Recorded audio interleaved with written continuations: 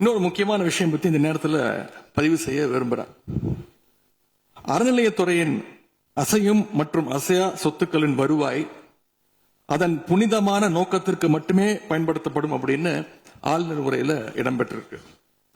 இந்த கருத்தை பார்க்கும் பொழுது அறநிலையத்துறையே இருக்கக்கூடாது அப்படின்னு சொல்ற பாஜகவுடைய குரலாகத்தான் தாவேக அரசும் சொல்லுதா அப்படிங்கிற சந்தேகம் எங்களுக்கு வருது. பாஜகவும் வலதுசாரிகளும் சொல்றது இதுதான், அறநிலையத்துறை பள்ளி கல்லூரிகளை நடத்தக்கூடாது, அறநிலையத்துறை பள்ளி கல்லூரிகள் நடத்தக்கூடாது அப்படின்னு சொல்லிட்டு இருக்கிறாங்க. இதுக்காக வழக்கும் தொடர்ந்து இருக்கிறாங்க. இந்த நிலைப்பாடு திருமண மண்டபங்கள் வணிக வளங்களோடு நிற்குமா, இல்ல கல்வி நிறுவனங்களுக்கும் இந்த கண்டிஷன்ஸ் அப்ளை செய்யப்படுமா? மாண்புமிகு அறநிலையத்துறை அமைச்சர்கள். மாண்புமிகு பேரவைத் தலைவர் அவர்களே, மாண்புமிகு தமிழ்நாடு முதல்வர் அவர்களே, அறநிலைத்துறையை பொறுத்தவரைக்கும் கோவில்களின் வருமானம் கோவில்களில் வரக்கூடிய பக்தர்களுக்காக செலவிடப்படும் என்பதை நம்முடைய ஆளுநர் உரையில் இடம்பெற்றதுதான் அதனுடைய சாராம்சம். இன்னொன்று, சமீபத்தில் வெளியிடப்பட்ட திருமண மண்டபங்கள் மற்றும் வணிக வளாகங்கள் அந்த பணிகள் துவங்கப்படாத பணிகள் நிறுத்தப்பட்டது என்பது, இந்த பணிகளை பொறுத்த வரைக்கும் நாம் ஆராய்ந்த வரைக்கும் அந்த கோவில்களில் பொதுமக்களுக்கு தேவையான அடிப்படை வசதிகள், பொதுமக்களுக்கு தேவையான தங்குமிட வசதிகள், பொதுமக்கள் பக்தர்கள் வரப்போது அவர்களுக்கு தேவையான அடிப்படையிலான கழிப்பறை வசதிகள் போன்ற இந்த வசதிகளை மேம்படுத்துவதை காட்டிலும் இவர்கள் கமர்ஷியலாக கோவில்களுக்கு திருமண மண்டபங்கள் கட்டுவதிலும் வணிக வளாகங்கள் கட்டுவதிலும் அதன் மூலமாக வருவாய் ஈட்டுவதை மட்டுமே குறிக்கோளாக வைத்துக் கொண்டு இந்த திட்டங்களை துவங்கியதன் காரணமாக மேலும் அதன் மீது பல்வேறு நீதிமன்ற வழக்குகள் ஸ்டே ஆர்டர்ஸ் இருப்பதனால நாம் அதையெல்லாம் ரத்து செய்து அறிவிச்சிருந்தோம். இதற்கு ஒரே ஒரு உதாரணமாக எந்த அளவிற்கு கோவில்களை கமர்ஷியலாக மாற்றுவதற்கு கடந்த ஆட்சி காலத்தில் முயற்சி செய்து கொண்டிருந்தார் என்பதற்காக ஒரே ஒரு சிறிய உதாரணத்தை மட்டும் சொல்லிடுறேன். அருள்மிகு குன்னூரில் இருக்கக்கூடிய அருள்மிகு விநாயகர் திருக்கோயில், ஏறத்தாழ அந்த கோயில்களிலிருந்து கோயில் நிதியை பயன்படுத்தி 10 கோடி ரூபாய் மதிப்பில ஒரு மல்டி லெவல் கார் பார்க்கிங் வசதியை அந்த கோயிலுக்கு ஏற்படுத்துவதற்கான திட்டத்தை இந்த அரசு அனுமதித்திருக்கிறது. இதற்கு முன்னால் இருந்தக்கூடிய அமைச்சர் அவர்கள் அதை அறிவித்திருக்கிறாங்க. அந்த கோயில்ல ஒட்டுமொத்தமாக மாதத்திற்கு வரக்கூடிய பக்தர்களின் எண்ணிக்கையே 500 தான் ஆவரேஜா. அதே போல அந்த கோவில்களுக்கு அடிப்படையில கழிப்பறை வசதி கூட கிடையாது.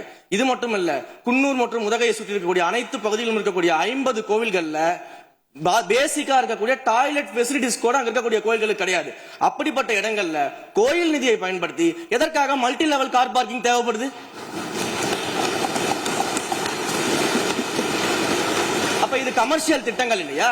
கோவில் நிதியை இப்படி கமர்ஷியலாக பயன்படுத்துவதற்கு எதிராக தான் நாம இந்த திட்டங்களை எல்லாமே தடுத்து இந்த திட்டங்கள் தேவையில்லை, அதற்கு பதிலாக நம்முடைய அரசாணையிலே வெளியிட்டிருக்கிறோம். மிக தெளிவாக கடைசி வரியை படித்து பார்த்தால் எல்லாருக்கும் தெரியும். இந்த கோவில் நிதியை பயன்படுத்தி கோவிலும் பக்தர்களும் பயன்படக்கூடிய வகையில மாற்று திட்டங்களை உருவாக்கும்ன்ற வரியை நம்ம மென்ஷன் பண்ணியிருந்தோம். எந்த இடத்திலையுமே மக்கள் பயன்படக்கூடிய கல்வி நிலையங்களையோ இல்ல இது போன்ற மருத்துவ வசதிகளையோ நாம செய்து தரமாட்டோம்னு சொல்லல.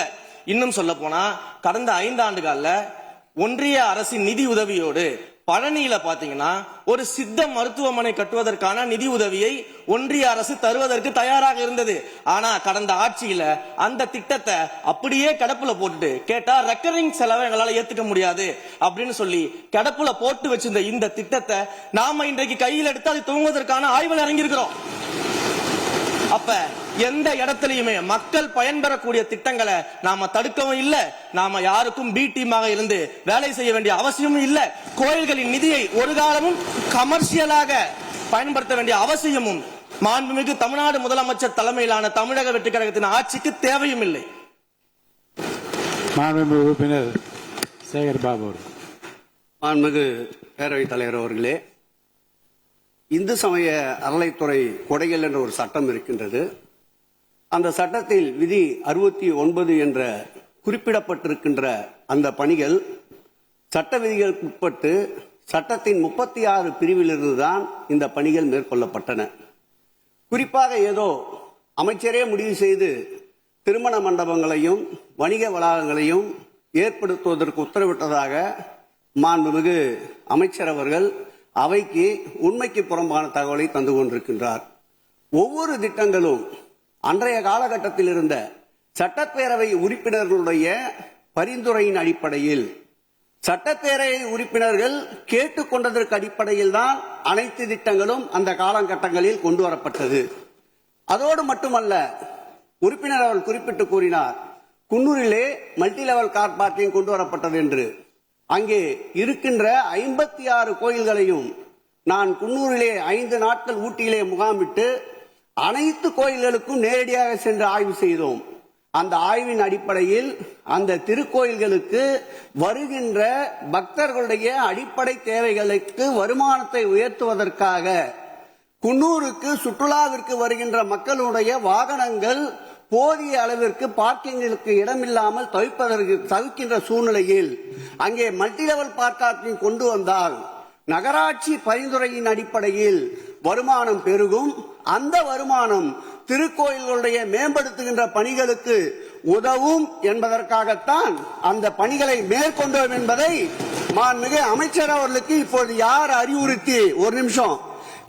அறிவுறுத்தி இந்த அரசாணையை வெளியிட்டிருக்கின்றாரோ அவர்தான் அப்பொழுது ஆணையாளராக இருந்தபோது இதே அறிவுறுத்தின் பேரில் அரசாணையை வெளியிட்டிருக்கிறார் என்பதை பேரவைத் தலைவர் வாயிலாக அமைச்சருக்கு தெரிவித்துக் கொள்கிறேன்.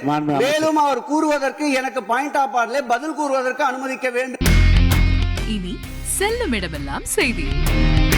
தந்தை டிவியின் வாட்ஸ்அப் சேனலை ஃபாலோ பண்ணினா செல்ல இருக்கும் இடமெல்லாம் செய்தி. இதோ QR கோட் இப்பவே ஸ்கேன் பண்ணுங்க, ஃபாலோ பண்ணுங்க.